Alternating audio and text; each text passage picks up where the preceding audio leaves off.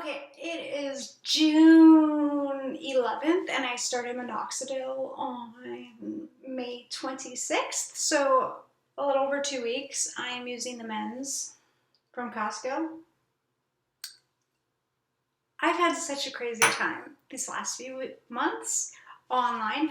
I have wavy hair. I did not know it was wavy. 2 months ago, my hair was like straight and kind of wonky. I've been following the curly girl method. This is my day 2 hair. You might be thinking, oh, I don't need minoxidil. What are you doing? Oh my gosh. First off, when I do my hair wavy, my hair looks so much better and I have more volume. Like, this is like the most volume I've ever had in my whole entire life. But, let's see if you can see.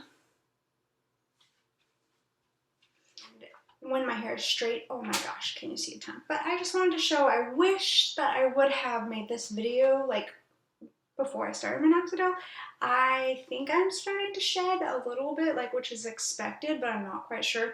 My hair has always just been super thin. When I say thin, I mean like, so it's like, that is my ponytail.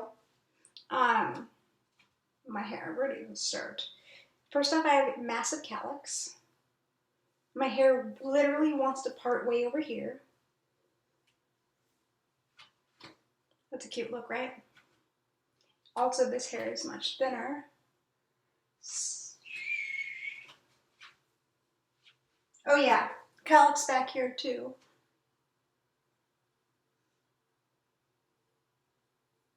I'm just feeling where it wants to part.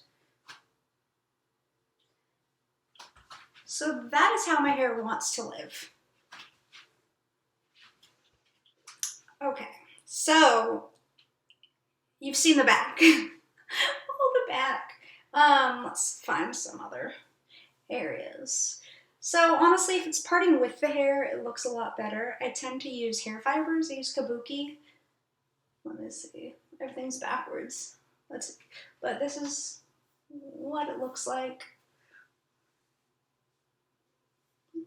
It's funny, I've been watching YouTube videos, and that's actually what has inspired me to record, just to show, like, I really am interested to see how the evolution of it. Some stuff back here. Yeah, and when my hair is up, well, like even as a kid, because the hair, that is the hair growth pattern. When I put my hair up, like I'd see these big bald spots. I'd be like, I'm losing my hair. Now, my mom did have super fine hair. She wore wigs, horrendous looking wigs in the 90s and the 2000s. I knew that my hair was going to be thin because her hair was thin.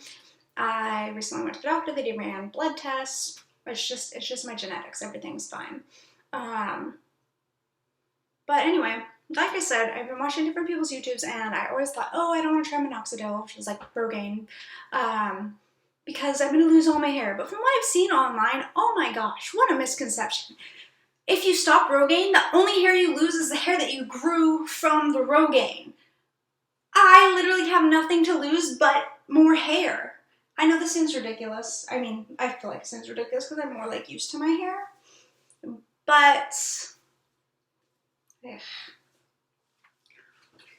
why would I not try it? I'm not trying to have a kid right now. Supposedly it's like class C, so they don't really know if you're pregnant, like if it will have birth defects. And honestly, if I do decide to get pregnant, I mean, hopefully I don't think it's going to be for like 2 years at least, and I can get a topper. I had no idea. So like what I was going to say is, I was looking online. I started this curly girl method journey because I fell asleep during quarantine with my hair wet, and I woke up and had like waves, and I was like, waves, and I figured out about the curly girl method. So I've been following some curly girls, and there's girls with fine hair, but there are not girls with low density hair. Meaning what I found out during quarantine and spending way more time on YouTube than I ever have in my life is that if I want to find people with hair like mine, I need to look up like thinning or balding, but I never associated myself with thinning or balding. I was just like, it's just fine hair. Yeah, look at that. Oh, look at the curls. All right, anyway, all that to be said, I was originally just going to put minoxidil like back here because that's where it's supposed to be, but some people are like putting it like up here and whatnot, and minoxidil is just a temporary fix. Like sometimes I put my hair up and it's just so sad, or sometimes like I think my hair looks good, I back comb it, blah blah blah, and then I look in the mirror at work and I'm like, oh, I need a comb. Anyway, so my idea or hope with minoxidil is that there won't be as many bald spots, even if it's just like little baby hairs, little brown baby hairs. I want you. But as I've continued on my journey, I'm like, oh my gosh, toppers are amazing. I had no idea that there were toppers with scalps that looked like real scalps. So I might actually even be looking into that as well. I would rather not be putting chemicals on my scalp, but at this point what I'm learning is use it or lose it. Meaning, the earlier that you start using like minoxidil or DHT blockers, the more hair you can save or prevent from falling out.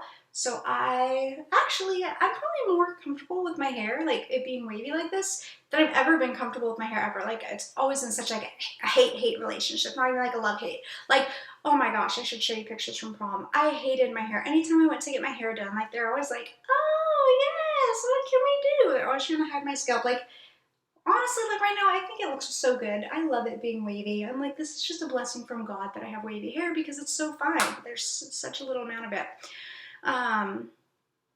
Anyway, so this is my 2 weeks on minoxidil, and I just wanted to record it because I'm interested to see what it will look like in 4 to 6 months. I mean, honestly, to an outsider, my hair might look exactly the same, but it might look different to me. And anyway, looking forward to seeing that evolution.